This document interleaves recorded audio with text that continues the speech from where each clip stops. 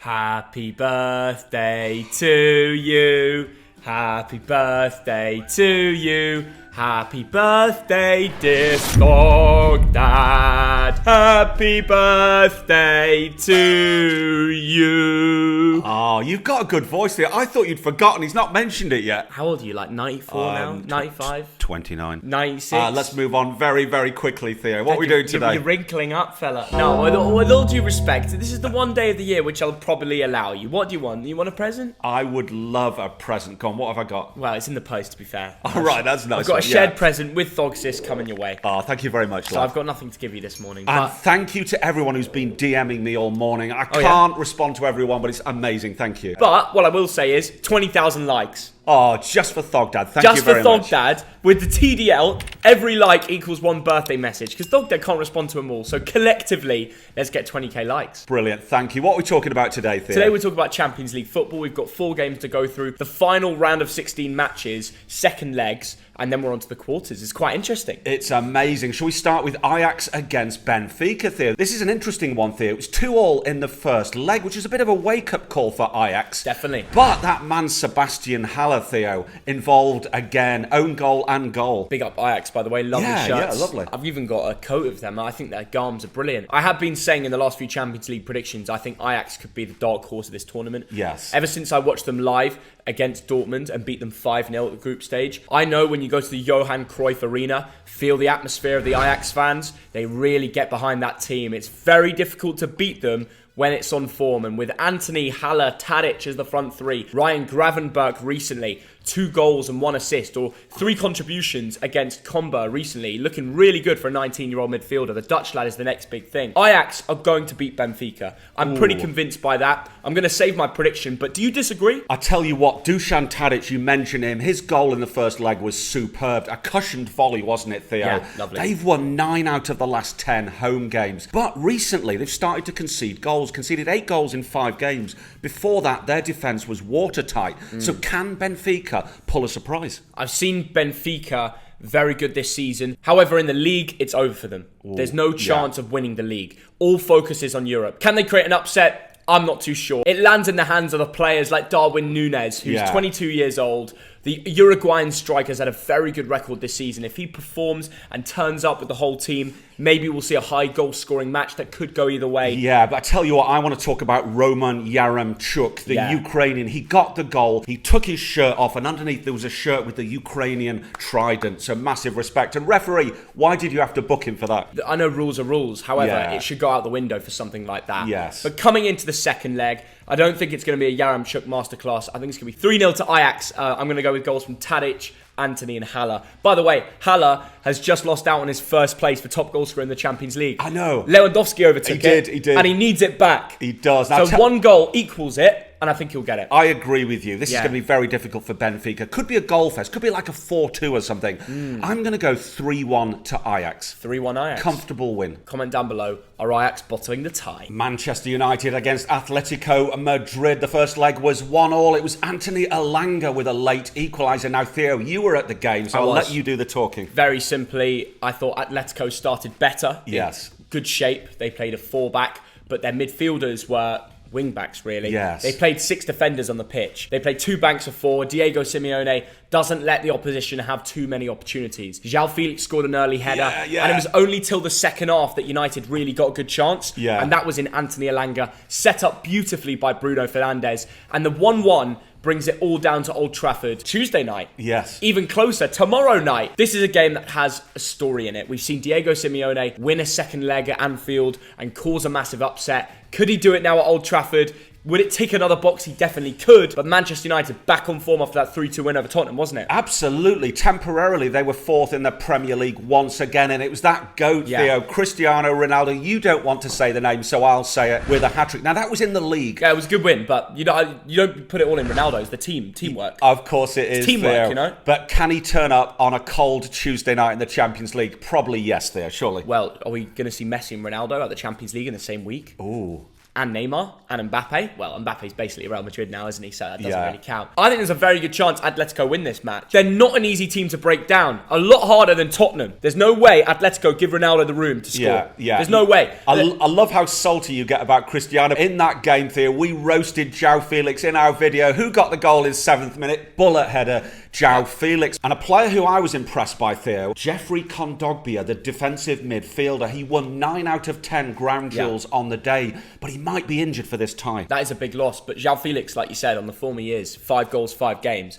I've not seen a record from him since we roasted him on camera. Yeah, I know. It's like he watched it and thought, right, thug that off. That's it. I'm scoring now. But I tell you what, Atletico away from home, last 9 games, won 3, lost 5. So they're not as good on their travels. Who's going to win this there? I think Atletico can make more of Rodrigo de Paul, the midfielder from Argentina. He was linked with Leeds before going to Atletico. He's a massive fan of him and the way he plays. They benched him in the first leg. I want to see Simeone start him and maximise what he can do. Will we see another Marcus Llorente goal? I know he plays right back or right mid or centre mid. He's very versatile in that Atleti team, but he loves a big game and he's a very clutch player. He scored the late goal to basically knock out Liverpool from the Champions League that year when it happened. It wouldn't surprise me if Marcus Llorente was to turn up at United, at Old Trafford. Second leg. I'm seeing similarities here. United, they're in a much more positive state. Alanga's scoring recently. I think Bruno Fernandes might have a good game. Ronaldo's back scoring. And when he's on form and got momentum, there's not much that can stop him. I know I roast him all the time, but he's proving me wrong at the moment, and I'll admit that. Do I think he'll turn up here?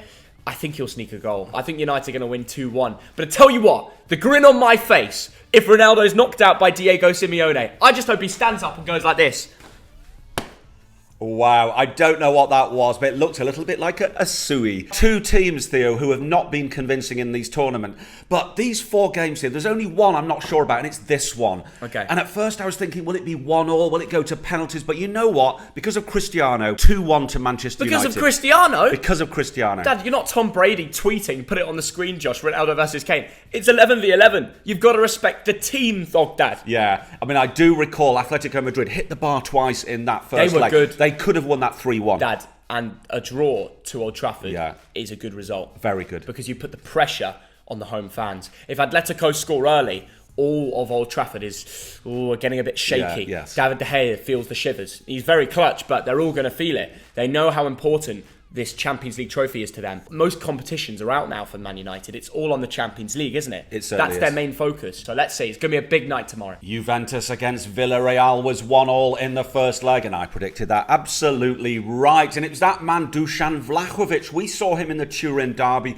We weren't impressed, but I tell you what, got a good goal within 33 seconds. I predicted it as well, I think. Yeah, I think you might have. I'm sure I said 1-1 too. I was very convinced Villarreal were going to turn up. Yes. Just because they do have a good team and people undermine them. Yes. And after watching Juve live, we both agreed that, Vlahovic wasn't so good against Torino, and I know he scored a goal like 3 minutes in against Villarreal, but they slowly faded away. Yeah, I tell you what though, Theo, Rabiot, that was the talking point. He should have got sent off. He should have seen red for a terrible studs-up challenge. So Juventus got a bit of luck. But surely at home with players like Locatelli, De Ligt, etc., surely this is a home win. Dad, it's not the same team anymore. Juve played with 2 banks of 4. Rabiot's a wide midfielder, which isn't really his natural position. Cuadrado is a right mid on the other side.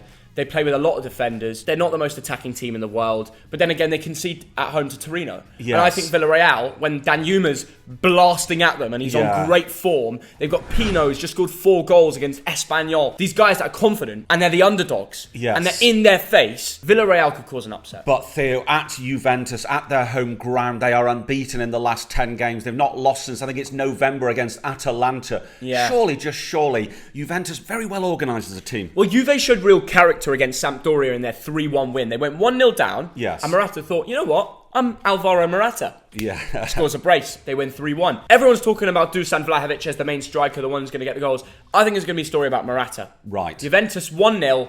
Morata to score. But let's talk a bit about Villarreal, shall we, Theo? Daniel Perejo, he's the guy who got the important goal, Theo, the equaliser. He did. Perejo scored 2 goals in 4 games now, not only in Juve, but most previously in their La Liga match. As a collective, Villarreal, a very good team. They put in a really good fight to get a draw. But as we saw against Bayern Salzburg, a draw at home in the first leg is never enough to bring through the tie. You have to go through the dirt. arrive at the Allianz, turn up as a team, and whether Unai Emery has that in his locker, I'm unsure. Yeah, I look at the team sheet, Theo. I look at Lo Celso, etc., Capoue, and you just look at a list of players who didn't quite make it in the Premier League. Yeah.